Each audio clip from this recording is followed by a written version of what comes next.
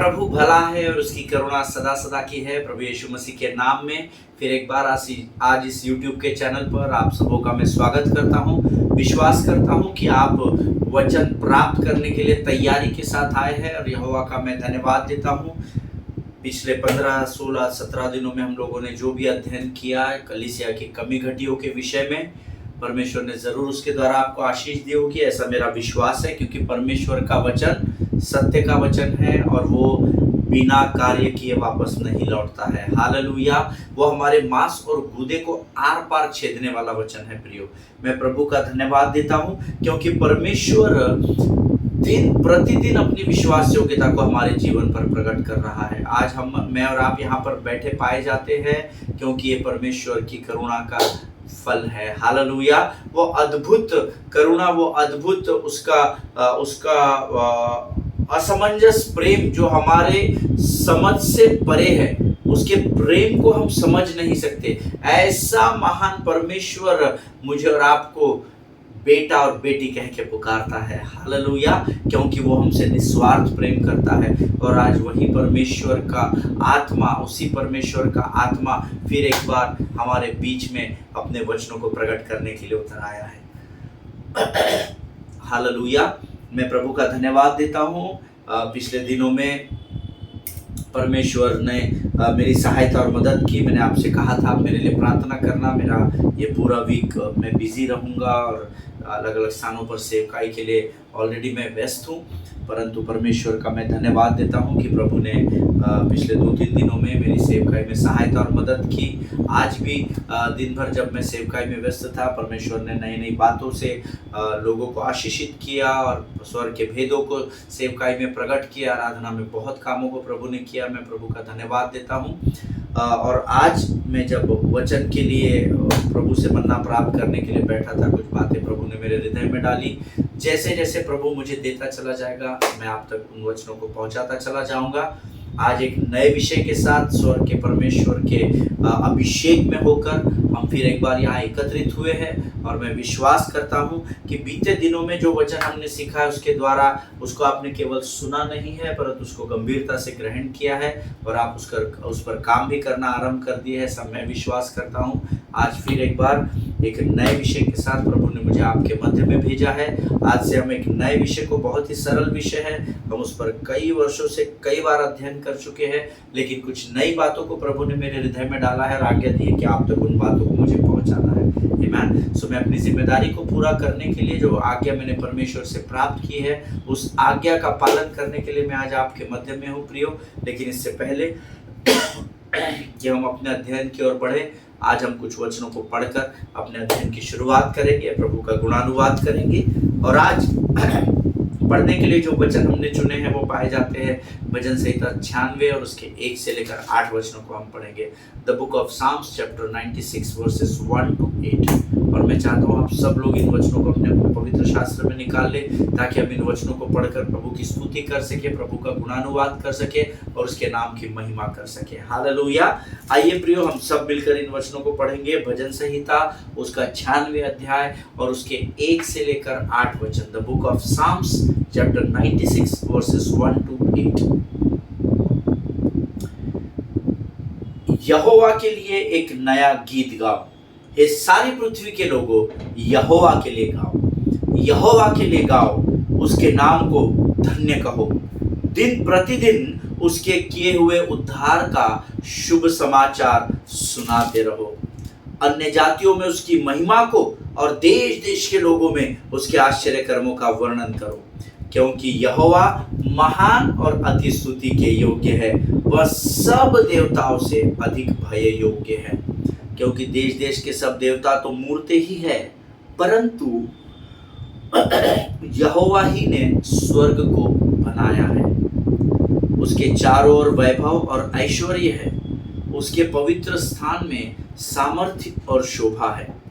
हे देश के कुल के लोगों, यहोवा का गुणानुवाद करो, यहोवा की महिमा और सामर्थ को मानो। यहोवा के नाम की ऐसी महिमा करो जो उसके योग्य है, भेंट लेकर उसके आंगनों में आओ। हालेलुया। परमेश्वर इन पढ़े हुए वचनों के द्वारा हम में से प्रत्येक पर अपनी स्वर्ग की आशीष को उंडेल दे। प्रभु का धन्यवाद हो इस सुंदर और पवित्र समय के लिए। प्रभु का वचन कहता है, यहोवा के लिए एक नया गीत गाओ, हे सारी पृथ्वी के लोगों, यहोवा के लिए गाओ। हालेलुया। यहोवा के लिए एक नया गीत गाओ, उसके बेटे के लिए एक नया गीत गाओ।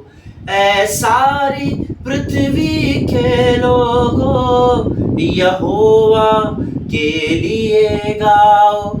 ऐ सारी पृथ्वी के लोगों, उसके बेटे के लिए गाओ। यहोवा के लिए एक नया गीत गाओ। हालेलुया। ये परमेश्वर की आज्ञा है प्रियो। आमीन। प्रभु ने मुझे और आपको यहोवा के लिए नए गीतों को गाने के लिए चुना है। हालेलुया। यहोवा के लिए गाओ, उसके नाम को धन्य कहो। और इसके बाद का जो वचन है उसको आप हाईलाइट कर लो, अंडरलाइन कर लो।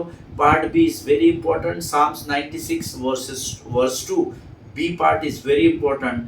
दिन प्रतिदिन उसके किए हुए उद्धार का शुभ समाचार सुनाते रहो। हालेलुया। संडे को सुसमाचार सुनाओ, फास्टिंग प्रेयर डे के दिन समाचार सुनाओ नहीं लिखा है। दिन प्रतिदिन उसके किए हुए उद्धार का, जो उद्धार उसने मेरे और आपके जीवन में लेकर आया है, इस उद्धार को हमने कैसे प्राप्त किया और कैसे परमेश्वर ने हमारे जीवन को बदल दिया, उसका दिन प्रतिदिन उसका शुभ समाचार सुनाते रहो। मैंने नहीं कहा है, ये परमेश्वर के वचन में आपको और मुझे आज्ञा दी गई है। हालेलुया। क्या आप आपके उठने बैठने चलने, आपके व्यवहार, आपके बोलने के द्वारा आप लोगों तक सुसमाचार पहुंचाते हैं क्या दिन प्रतिदिन? है ना। इन दिनों में थोड़ा सा कठिन हो गया है क्योंकि हम माहौल जानते हैं, लेकिन आप आपकी जीवन की गवाही को बांट सकते हैं। आपके देश का, हमारे देश का संविधान हमें उस बात का अधिकार देता है। हालेलुया। दिन प्रतिदिन प्रभु ने जो महान कार्य मेरे और आपके जीवन में किए हैं, उसका दिन प्रतिदिन प्रचार करो, ऐसा लिखा हुआ है। हालेलुया। मैं तो यहाँ से आपको कर रहा हूँ, और भी जगह मैं दिन प्रतिदिन प्रचार करता हूँ। मुझे आपके विषय में नहीं मालूम, परंतु पूरा भरकस प्रयत्न करें कि आप दिन प्रतिदिन परमेश्वर के सुसमाचार का प्रचार करें। हालेलुया। अन्य जातियों में उसकी महिमा का और देश देश के लोगों में उसके आश्चर्य कर्मों का वर्णन करें। ये दिन प्रतिदिन करना है ये भी। हालेलुया। उसकी महिमा, कैसे परमेश्वर की महिमा में आपने अपने जीवन को परमेश्वर की महिमा के द्वारा बदल दिया, कैसे परमेश्वर ने आपके जीवन में बड़े बड़े आश्चर्य कर्म किए हैं, जिसके कारण आप अंधेरे से निकलकर ज्योति बनकर तैयार हो गए हैं। हालेलुया। आमीन।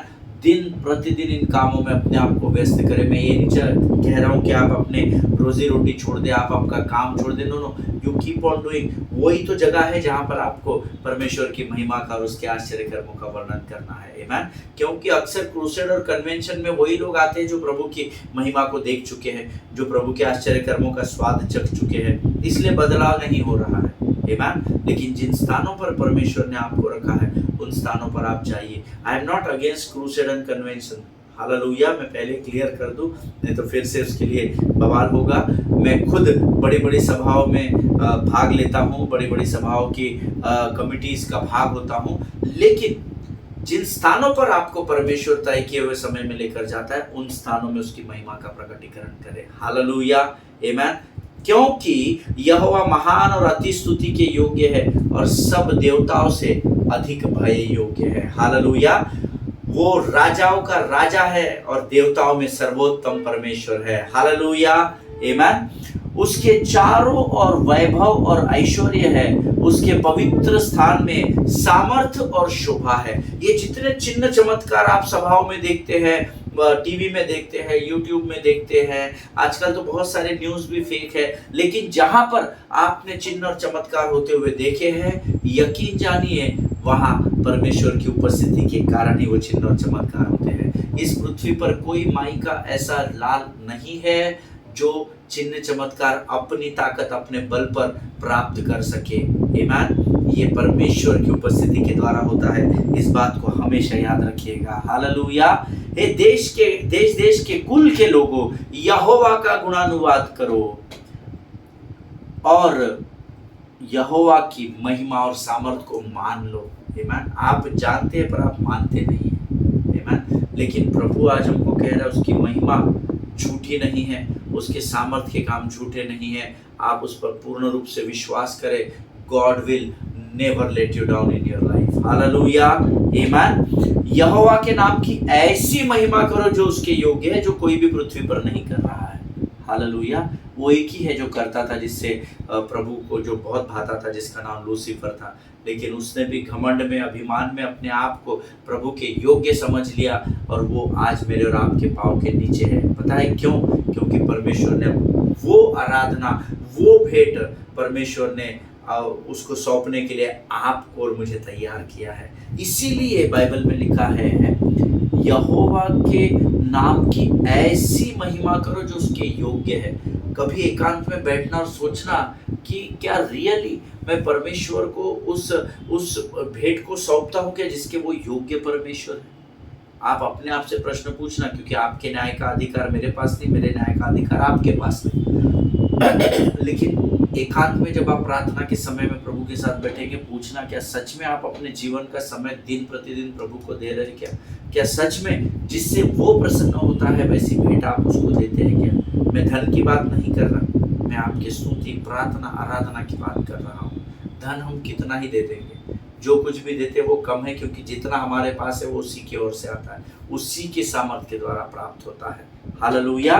परमेश्वर कहता है ऐसी महिमा करो जो उसके योग्य है, भेंट लेकर उसके आंगनों में आओ। हालेलुया। क्या जो परमेश्वर की योग्यता है, उस योग्यता के स्तर को आप छूते हैं क्या जब आप आराधना करते हैं? ये अपने आप से पूछना। आमीन। सुर में गाने से और रिदम में बजा लेने से और मेलोडी प्रोड्यूस करने से प्रभु नहीं आता है।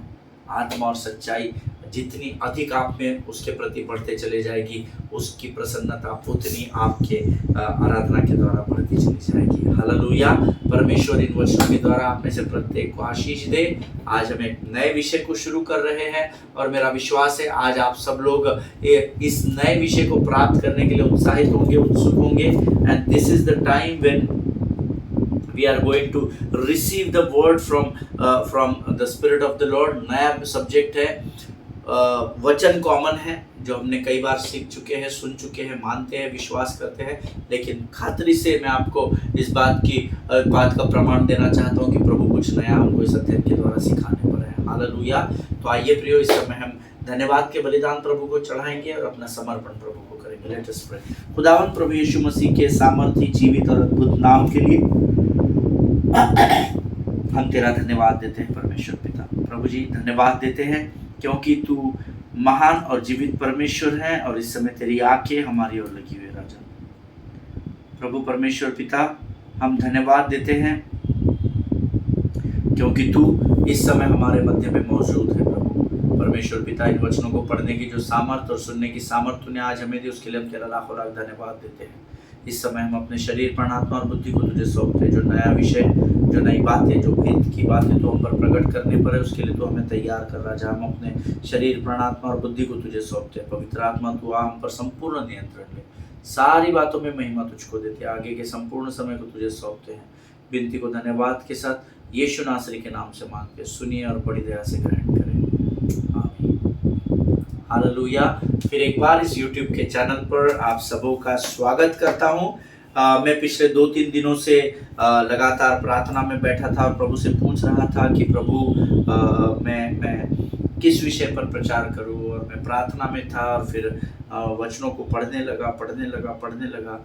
एक वचन पर, एक पैराबल पर कह सकते हैं, या एक स्टोरी पर जाकर मेरी आंखें ठहर गई और प्रभु ने उसी में से मुझे कुछ ज्ञान की बातें बताई जो आप तक पहुंचाने के लिए मुझे आज्ञा दी गई है। और वो वचन थे मरकुस रचित सुसमाचार, उसका 6वां अध्याय, उसके 30 से लेकर 44 वचन। आमीन। मैंने आगे भी वो किताब पढ़ी, लेकिन प्रभु ने विशेषकर इन वचनों पर मुझे रोक दिया जो हम सब जानते हैं। मैं चाहता हूँ जल्दी से आप मरकुस की किताब उसका 6वां अध्याय उसके 30 से 44 वचन निकाल ले, उसको हम एक साथ मिलकर पढ़ेंगे, क्योंकि हमारे मुख में मृत्यु और जीवन की सामर्थ्य है। हालेलुया। सो हम जब वचन अंगीकार करते हैं तो वो व्यर्थ नहीं जाएगा, वो काम करके ही लौटेगा। Amen. So let us open our Bible to the book of Mark chapter 6 verse 30 to 44। मरकुस रचित सुसमाचार 6वां अध्याय 30 से 44 वचन में लिखा है, प्रेरितों ने यीशु के पास इकट्ठे होकर जो कुछ उन्होंने किया और सिखाया था सब उसको बता दिया। उसने उनसे कहा, तुम आप अलग किसी जंगली स्थान में जाकर थोड़ा विश्राम करो, क्योंकि बहुत लोग आते जाते थे और उन्हें खाने का अवसर भी नहीं मिलता था। इसीलिए वे नाव पर चढ़कर सुनसान जगह में अलग चले गए, और बहुतों ने उन्हें जाते देखकर पहचान लिया और सब नगरों से इकट्ठा होकर वहां पैदल दौड़े और उनसे पहले जा पहुंचे।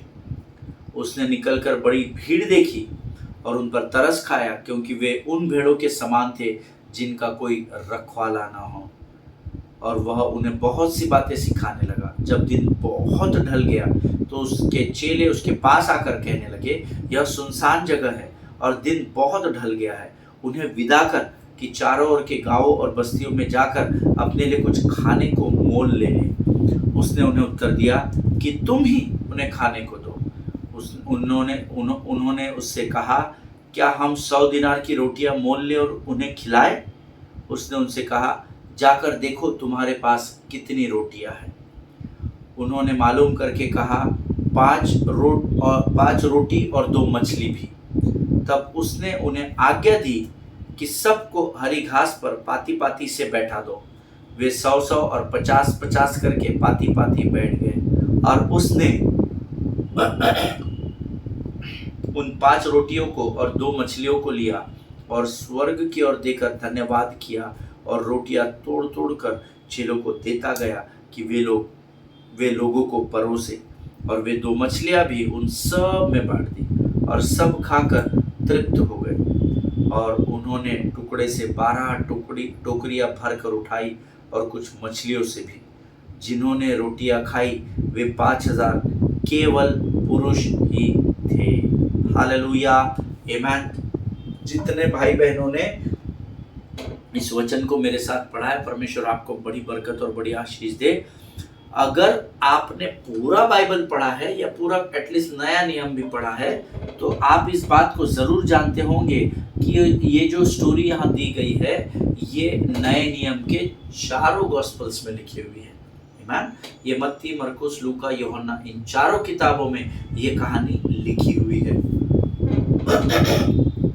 और हम सब जानते हैं कि पवित्र शास्त्र में जो कुछ भी लिखा गया है वो सत्य है। वो मनगढ़ंत कहानियां नहीं है कि एक फिल्म डायरेक्टर के माइंड में आ गया, वो सोचने लगा और एक राइटर ने लिख करके डायरेक्टर को दे दिया और फिर प्रोड्यूसर आया और फिल्म बन गई। ये सत्य की पुस्तक है जिसको हम रोज पढ़ते हैं। हालेलुया। अब इसमें कुछ बातें थी जहां पर मेरी आंखें अटक गई, मेरी आंखें रुक गई, और मुझे सोचने पर पवित्र आत्मा ने मजबूर कर दिया कि सोच, यहाँ से बाइबल कंप्लीट नहीं करना है तुझे, कंपटीशन नहीं है फास्ट कौन पहले बाइबल पढ़ता है, इस पर मनन कर। और मैं कुछ बातों पर सोचने लगा। अब यहाँ पर लिखा है, आप जंगली स्थान में जाकर थोड़ा विश्राम करो, क्योंकि बहुत लोग आते जाते थे और उन्हें खाने का अवसर भी नहीं मिलता था। ये चेले ऑलरेडी बहुत भूखे थे, पूरी सेवा हो चुकी थी और ये लोग भूख से तड़प रहे होंगे, और प्रभु ने शायद अपनी आत्मा में उसे जान लिया होगा और उसने कहा कि चलो ठीक है, अभी हम यहाँ पर ख़त्म करते हैं, तुम लोगों ने दिन भर से कुछ खाया नहीं भाई, जाकर तुम लोग कुछ खावा लो। और फिर आगे लिखा है, इसलिए वे नाव पर चढ़कर सुनसान विल्डरनेस में चले गए, सुनसान जगह में अलग चले गए। और बहुत लोग जब ये नाव में बैठकर उस पार जा रहे थे, बहुत लोगों ने इनको यीशु मसीह के साथ नाव में चढ़ते हुए देखा, लेकिन दिन भर जो उन्होंने सुना था उससे उनको तृप्तता नहीं प्राप्त हुई। तो इस भीड़ ने क्या किया, जब इनको नाव में बैठकर पानी की गहराई में उस झील के उस पार जाते हुए देखा, ये बड़ी भीड़ नाव के नदी के किनारे थल्ले होकर यहाँ से ऐसे क्रॉस करके ये जहाँ पहुँचने वाले थे वहाँ इनसे पहले पहुँच गए। ये भीड़ हमको इस बात को सिखाती है कि ये पूरी की पूरी भीड़ भूखी और प्यासी थी। Amen. Not only physically but spiritually. और आप सब जानते हैं परमेश्वर के वचन में लिखा है जो भूखे और प्यासे हैं वे तृप्त किए जाएंगे। जब आप अपनी आत्मा की भूख और प्यास को बढ़ाते हो तो परमेश्वर उसके साथ आपके शारीरिक भूख और प्यास को भी तृप्त करता है और आपको अपनी महिमा को प्रकट करता है। हालेलुया। प्रभु इस बात को समझने में आपकी सहायता और मदद करे। उल्टा मत जाइए, पहला नौकरी छोकरी टोकरी दे दे प्रभु, फिर हम प्रार्थना आराधना स्तुति महिमा करेंगे। नहीं, पहले परमेश्वर के वचन के प्रति अपने भूख और प्यास को बढ़ाइए। परमेश्वर आपकी सारी परेशानियों से आपको उबार देगा। हालेलुया। और बाद में लिखा है और बहुतों ने उन्हें जाते देखकर पहचान लिया और सब नगरों से पूरी भीड़ से इकट्ठा होकर वहां पैदल ही पैदल दौड़ पड़े और उनसे पहले जा पहुंचे। अब अंदाजा लगाइए कि थल्ले थल्ले जाना कितना लंबा होगा। इसीलिए तो यीशु मसीह चेले थक गए थे, इसलिए तो वो नाव में बैठकर वो किनारे चल गया कि जल्दी पहुंच जाएंगे उस पार। लेकिन इन लोगों की भूख और प्यास प्रभु के बताए गए वचनों के प्रति इतनी अधिक थी कि इतनी थकान के बावजूद भी ये लोग दौड़ते भागते हुए इनसे पहले जा पहुंचे। कितने लोग हैं जो चर्च के समय से पहले चर्च में पहुंच जाते हैं? आमीन। हम 10 के चर्च में 10:30 जाते हैं, 11 के चर्च में 12:30 जाते हैं। आप नहीं, आप अच्छे लोग हैं। मैं ऐसे बहुत सारे लोगों को जानता हूँ जो समय के बाद जाते हैं। नहीं, जल्दी पहुंचकर क्या करना है पास्टर साहब? जल्दी पहुंचेंगे तो जल्दी तृप्त भी हो पाएंगे। हालेलुया। मैं आप पर दोष नहीं मढ़ना चाहता, पर मैं विनती करना चाहता हूँ विशेषकर उन लोगों के लिए जो समय से कलीसिया में नहीं जाते। ये भीड़ समय से पहले प्रभु से पहले वहां पर पहुंच गई थी, इसीलिए वे तृप्त भी पाए गए। हालेलुया। जिनके सुनने के कान समझने की आत्मा वो जान ले। नहीं, हम इतने जल्दी जाके क्या करेंगे? यीशु मसीह से पहले पहुंचकर वहां प्रार्थना करना, यीशु मसीह समय से आपको आशीष से भर देगा। हालेलुया। आमीन। और फिर आगे लिखा हुआ है उसने निकलकर वो ये पहुंचा होगा, इसे दूर से देखा होगा, भाई अभी यहाँ कौन लोग है यार, हम तो एकांत में आए, क्योंकि ऊपर लिखा है सुनसान जगह में चले गए। अरे दूर से देख रहे, अरे बाबा सुनसान जगह लेके जाने बोला था, अरे तुमको किधर इतनी भीड़ है, हजारों लोग खड़े हैं, कौन है ये लोग? और बाइबल कहती है उसने निकलकर बड़ी भीड़ देखी और यीशु मसीह को उन पर तरस आ गया। हालेलुया। जब आप समय से परमेश्वर का आदर करते हैं, परमेश्वर आप पर तरस खा लेगा। हालेलुया। क्योंकि वो आपसे प्रेम करता है। और क्यों तरस आया? क्योंकि वो भीड़ उन भेड़ों के समान थी जिनका कोई रखवाला या चरवाहा ना हो। हालेलुया। जब आप प्रभु को ये अपने अपने बिहेवियर के द्वारा, अपने शब्दों के द्वारा ये बोलते हैं कि प्रभु हमारे पास तेरे अलावा और कौन है राजा, तोरे सिवा जाऊं कहाँ। हालेलुया। हम सब इस गीत को जानते हैं कि प्रभु तेरे सिवा हमारे पास और कौन है जिसके पास हम जाए और अपनी बातों को रखें और उन वचनों को हम प्राप्त कर सके जो हमें हमारे अंदर जीवन को फूंकते हैं। आमीन। जब आप उस भूख और प्यास के साथ परमेश्वर की उपस्थिति में जाएंगे, खातरी से स्वर्ग का परमेश्वर आपको तृप्त करेगा। हालेलुया।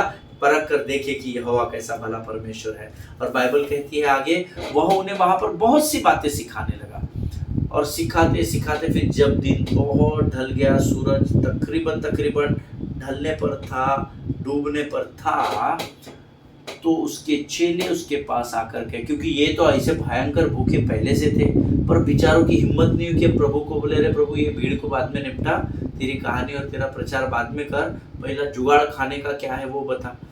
मैं चेला होता तो मैं बोलता, पर ये वो बोलने की हिम्मत नहीं कर सके क्योंकि इन्होंने देखा कि अरे ये तो वही भीड़ है भाई जो वहाँ से यहाँ के अलग, ये दूसरे गांव के लोग नहीं हैं, ये तो और लोगों को इकट्ठा करके फिर इधर आए हैं, तो ये भी हमारे इतने ही भूखे हैं और हम तो नाव में सुकून से बैठकर आराम करते आए, ये तो दौड़ते भागते पैदल चल कर आए नहीं, इनकी भूख का पैमाना तो हमसे अधिक होगा, इनको तो और अधिक भूख लगी होगी। और अभी अगर हम लोग प्रभु को बोलेंगे तो पता नहीं प्रभु क्या बोल देगा। उस भय से बेचारे ये भी खड़े थे, अभी खत्म करेगा वचन, तभी खत्म करेगा। और जब सांझ हो गई और दिन पूरी रीति से ढलने लगा, तब उन्होंने आकर कहा ये सुनसान जगह है, we are in the wilderness God, और दिन बहुत ढल गया है।